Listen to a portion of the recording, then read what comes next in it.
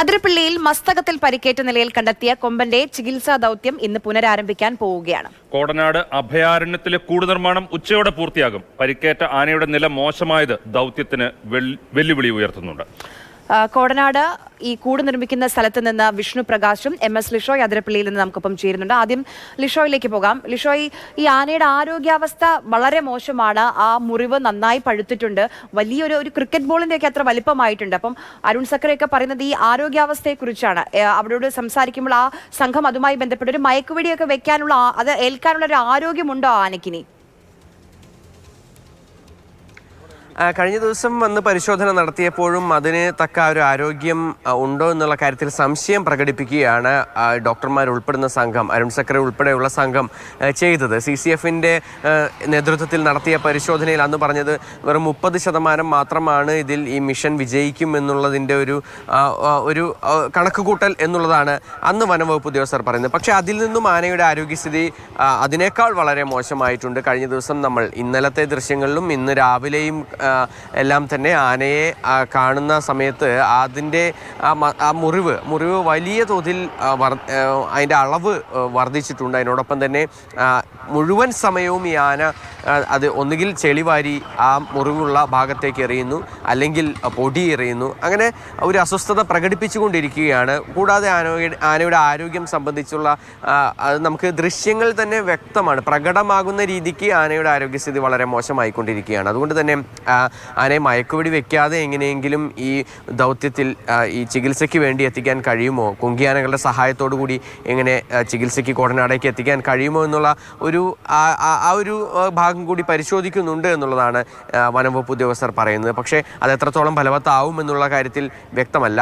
എന്തായാലും ദൗത്യം നാളെ ആരംഭിക്കാനാണ് ഒരു പ്രാഥമിക നിഗമനം, അല്ലെങ്കിൽ ഒരു കണക്കുകൂട്ടൽ വനംവകുപ്പിൻ്റെ ഭാഗത്തുനിന്നും. കൂട് നിർമ്മാണം ഇന്ന് തന്നെ പൂർത്തിയാക്കും എന്നുള്ളതാണ് ഈ വനംവകുപ്പ് ഉദ്യോഗസ്ഥർ ഇവിടെ വാഴച്ചാൽ DFO ഉൾപ്പെടുന്ന സംഘം പറയുന്നത്.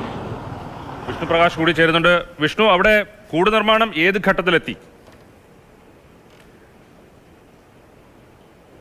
അതിരപ്പള്ളിയിൽ മസ്തകത്തിന് പരിക്കേറ്റ കൊമ്പനെ അവിടെ നിന്നും പിടികൂടി കോടനാട് എത്തിച്ച് ചികിത്സ നൽകുന്നതിന് വേണ്ടി അവിടെ പാർപ്പിക്കാൻ വേണ്ട കൂടാണ് ഈ ഒരുങ്ങുന്നത്. കോടനാട് അഭയാരണ്യത്തിലാണ് ഈ കൂടിന്റെ നിർമ്മാണ ജോലികൾ പുരോഗമിക്കുന്നത്.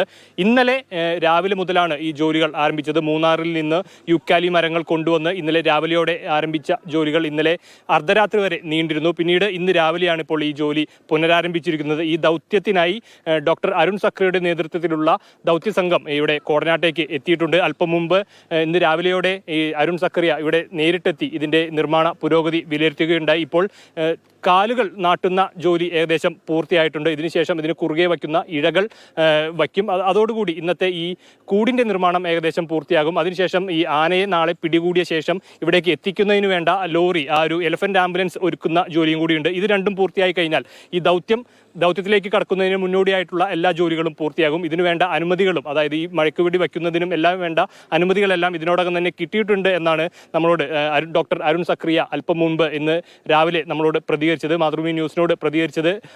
ഏതായാലും ഇപ്പോൾ ഇവിടെ ജോലികൾ പുരോഗമിക്കുകയാണ്. ഇന്ന് വൈകുന്നേരത്തോടു കൂടി തന്നെ ഈ കൂടിൻ്റെയും അതുപോലെ തന്നെ എലഫന്റ് ആംബുലൻസിൻ്റെയും ജോലി പൂർണ്ണമായും അത് പൂർത്തീകരിക്കും. അതിനുശേഷം നാളെ രാവിലെയോടെ തന്നെ, അതായത് പുലർച്ചെയോടെ ഈ ആനയെ മയക്കുവെടി വെക്കാനുള്ള ഒരു നീക്കത്തിലാണ് ഈ ദൗത്യസംഘം ഉള്ളത്. അതാണ് അതിനൊരു അനുയോജ്യമായ സമയം. ഈ അന്തരീക്ഷത്തിൻ്റെ എല്ലാം ചൂട് ഉയരുന്നതിന് മുമ്പ് തന്നെ മയക്കുവെടി വെച്ച് ആനയെ പിടികൂടി ഇവിടെ എത്രയും പെട്ടെന്ന് എത്തിക്കുക എന്നുള്ളതാണ് പറയുന്നത്. ഡോക്ടർ അതിലൊരു ആശങ്കയായി പറയുന്നത് ഇപ്പോൾ ആനയുടെ ആരോഗ്യനിലയിൽ ചെറിയ തരത്തിലുള്ളൊരു ക്ഷീണമെല്ലാം ഉണ്ട്. അതുപോലെ ഒരു പ്രതിസന്ധിയാകുമോ എന്നൊരു ആശങ്ക ഈ ദൗത്യസംഘത്തിനുണ്ട്. അതിനാൽ തന്നെ എത്രയും വേഗം തന്നെ ഈ ആനയെ പിടികൂടി ഇവിടെ കോടനാട്ടേക്ക് എത്തിച്ച് വിദഗ്ധമായ ചികിത്സ നൽകാനുള്ള ഒരുക്കത്തിലാണ് ഡോക്ടർ അരുൺ സക്രയും സംഘവും.